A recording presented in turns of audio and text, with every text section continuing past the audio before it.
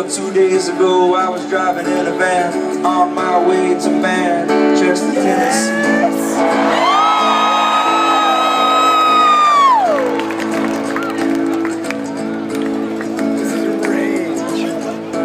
So many great bands to hear and see, like Mumford and Sons, Paul McCartney, and Tom Petty.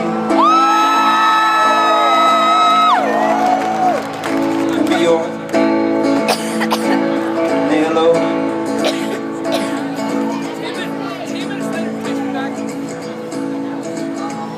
I had a late night gig with ALO. It was very low stress, it was very low pro. But then the phone rang and things started, But then the phone rang and things got strange. My low pro was about to change.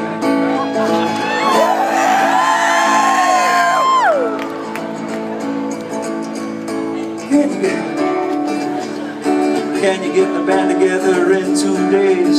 Play a show up on the main stage. Fuck yeah, you can! Well, I don't know, it's been a year or so since we played these tunes. What the hell is Bonnaroo?